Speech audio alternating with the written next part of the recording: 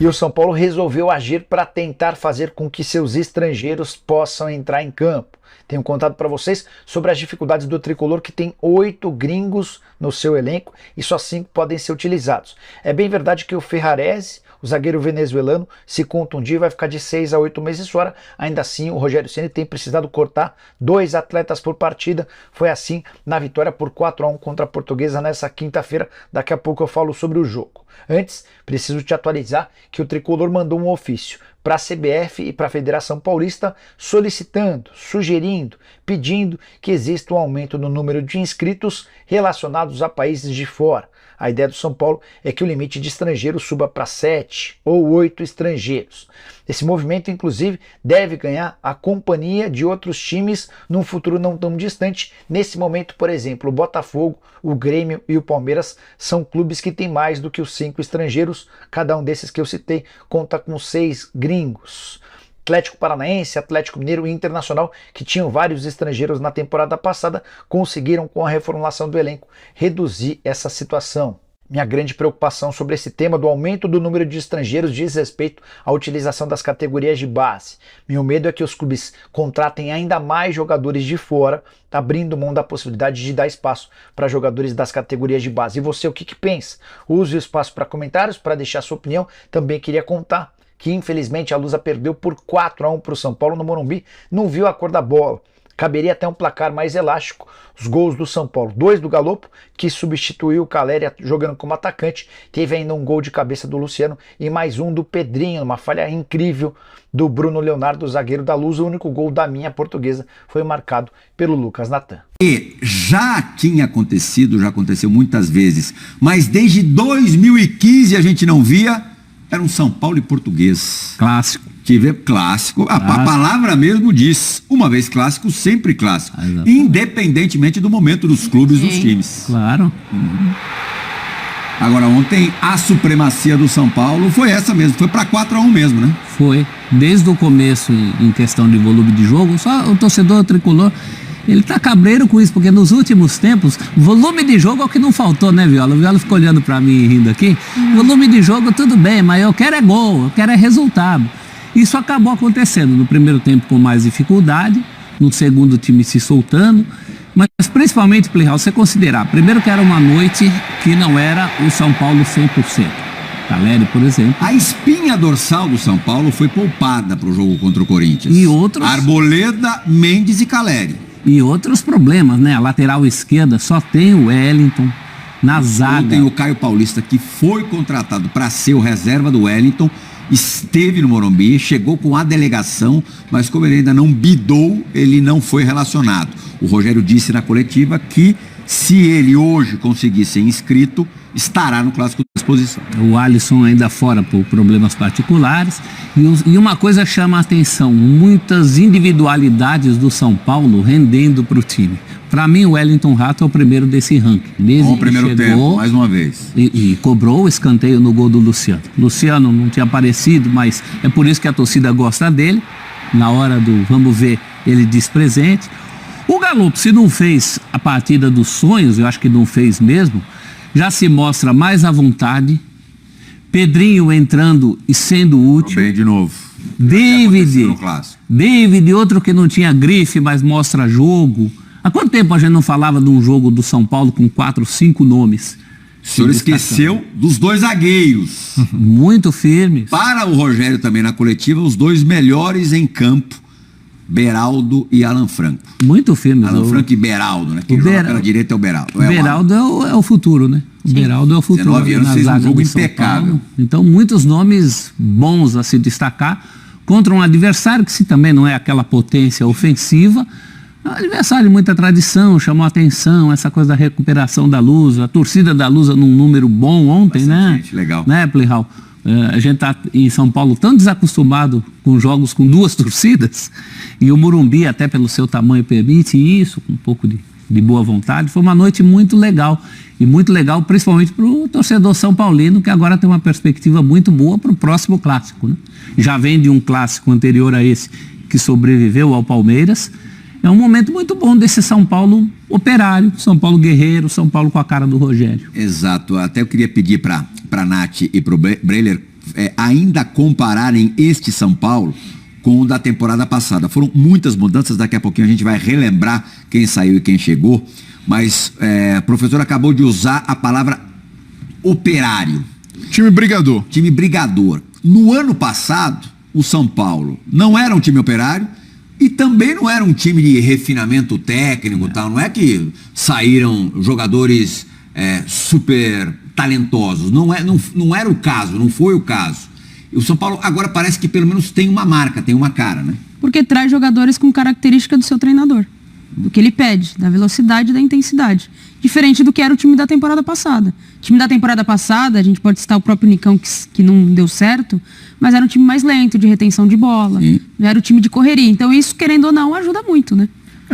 Não é só correria. São jogadores que, além de intensidade, contribuem muito na parte técnica, mas não são badalados. Exato. O Wellington Rato, por exemplo, tem uma dinâmica de jogo muito interessante e ainda traz a bola parada. Substitui muito bem o Reinaldo, tem uma batida muito boa, provou isso nos escanteios. Então é um jogador que consegue entregar mais e ser mais versátil. Pelos lados, por exemplo, o Rogério, ano passado, não tinha esse jogador e hoje se dá o luxo de ter dois, de tirar o David e colocar o Pedrinho.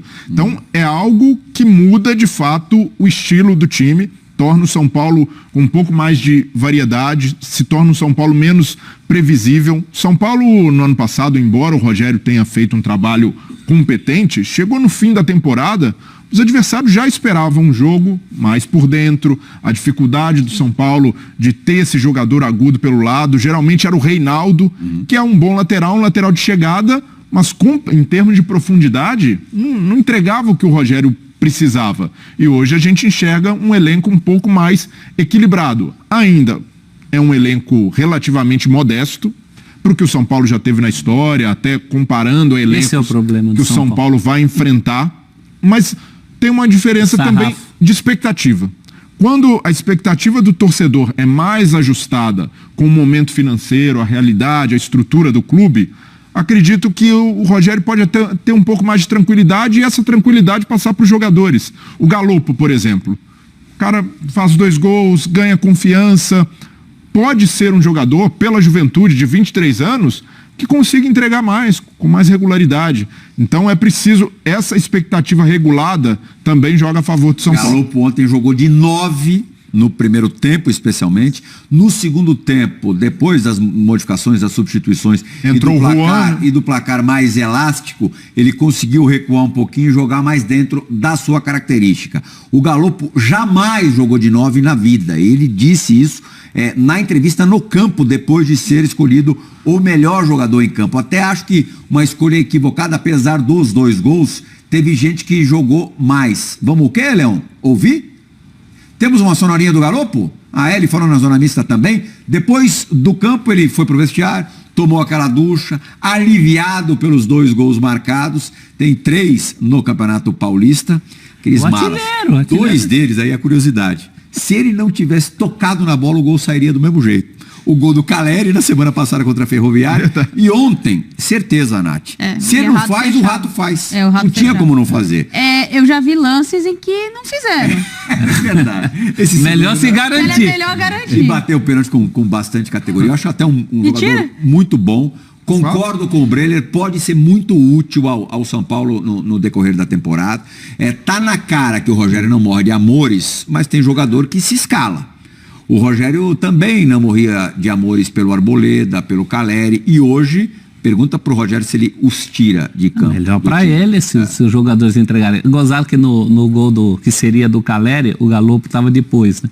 E ontem ele estava antes. Mas ele está sendo um especialista. Galopinho, fala!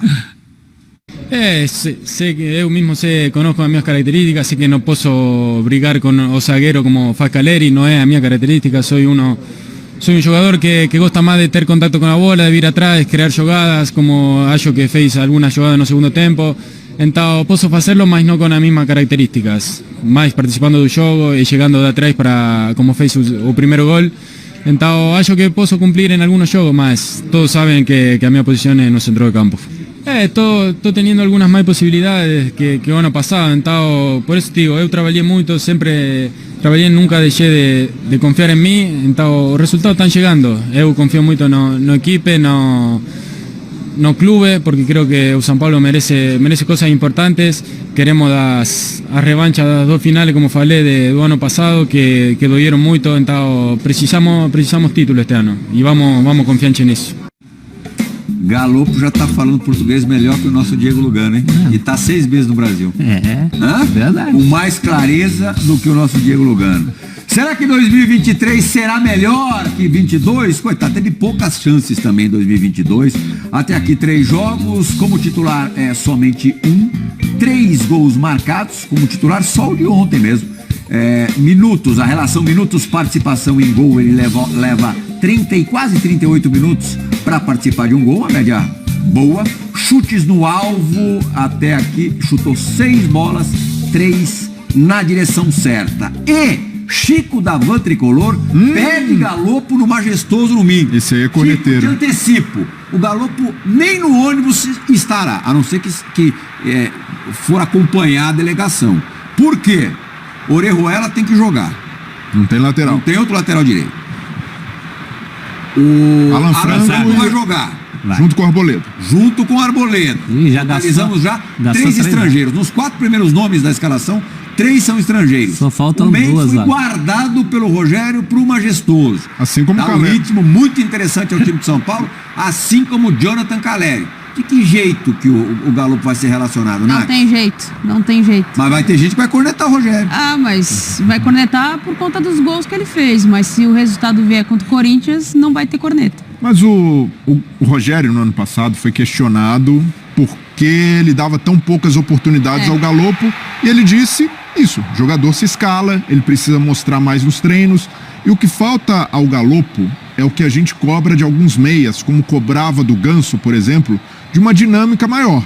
E o Ganso com o Fernando Diniz se adaptou, passou a ser ele não é um jogador que marca, que dá carrinho, mas hoje consegue. Zero intensidade, porém. Mas consegue participar mais do jogo. Então, para um meia, se o cara não participa toda hora, não dá opção, dificilmente vai se escalar no futebol de hoje. O Rogério tende a preferir um Alisson, que não é um meia, que não tem esse cacuete de jogar ali, de ser um homem de criação, mas porque contribui mais. A briga do Galopo é com o Luciano. Exatamente, é a mesma posição. Com o Luciano e com o Marcos Paulo. Marcos Paulo é um jogador jovem, Sim. muito dinâmico, isso aí ele tem demais, até é menos criativo e menos talentoso que o Galopo, mas tende a se escalar pelo estilo da equipe. O Rogério não está satisfeito com a dinâmica do Marcos Paulo, não. Na verdade, o que está pegando mais para o Marcos Paulo nesse momento do São Paulo é a mesma carência que você falou em relação ao Galopo. Mas o Rogério quer o Marcos Paulo muito mais participativo. Mas tá chegando agora no clube, ainda tem um crédito jovem. maior. Característica. Então, Não, e se tem um cara com obrigação de mostrar esse serviço, é o Marcos Paulo, né? Porque a gente tem aquela lembrança de um bom começo no Fluminense, depois mais nada, empréstimos a times cada vez piores, fora o São Paulo Futebol Clube, né? Então ele tem a obrigação de entregar isso aí. Agora, antes de cornetarem o Rogério pelo Galopo ficar de fora, eu faço aquela pergunta, que quando a gente faz aqueles O Viola já estava aqui hoje. Então, mas não Galopo pode domingo. Viola. Mas de que jeito? Aí eu vou te perguntar, quem é que você tiraria para colocar o Galopo? Fala, Viola, fala daí. Quem que você tiraria? Não tem, agora Vai ele tirar o admitiu. Caleri? A não ser que ele resolva fazer uma improvisação, alguma coisa esdrúxula ali. Na lateral? Não, botar um zagueiro, mas ainda... Mas o zagueiro não Também tem, não tem. Só tem 3. Pois não... Se ele improvisar, ele Tá perde curto de substituição. tudo que é lado. Mas o São Paulo, eu vejo que muita gente vai interpretar como, já quer mudar o regulamento só porque tem mais jogadores. Tá certo em pleitear mais vagas para Fez estrangeiros. isso ontem, aliás. Mandou ofício. Acredito que teria mais sucesso se conseguir mais gente também interessada. Tipo o Palmeiras, que tem muitos estrangeiros. Não, o Palmeiras teve de abrir mão de jogadores, porque também... E olha que o Palmeiras tem uma realidade bem diferente do São Paulo. Sim. E também tem excesso de jogadores. Teve de abrir mão do Merentiel.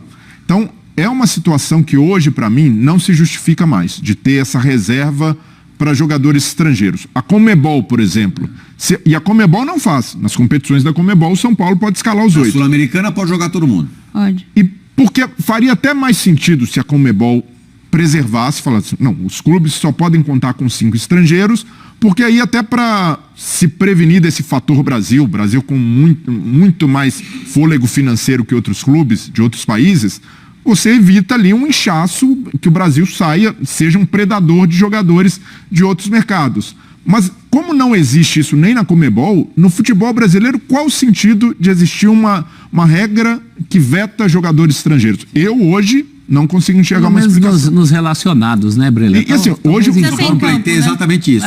Nos pode relacionar todo mundo e simultaneamente você pode usar no máximo 5. Isso. E aqui tem a questão, eu também acho que devia abrir Mercosul.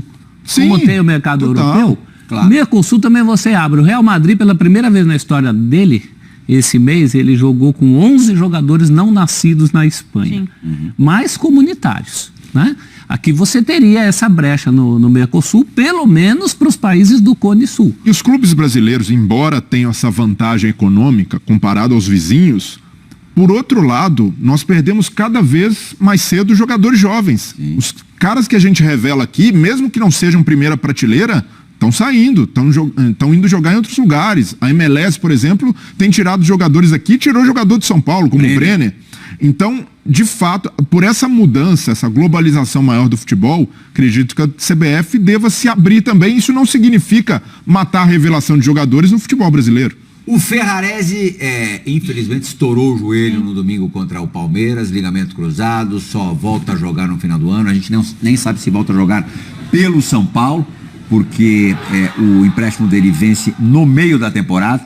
Ontem ele estava no Morumbi, vocês viram ali um post dele de stories, em que ele brinca com o Galopo. Mais um doblete, Galopo, tal, e ainda fala pro Caleri assim, um aviso. Cuidado com o Pipo Inzaghi. O Pipo Inzaghi era isso, para fazer o gol ele precisava de um toque na bola só, e era fominha. Então o Galopo tá se saindo um belo de um fominha. O Ferrarese, embora venezuelano, foi formado na Argentina, no futebol argentino. Por isso que ele tem essa proximidade com os outros 2 argentinos, vamos colocar assim, Caleri e Galopo.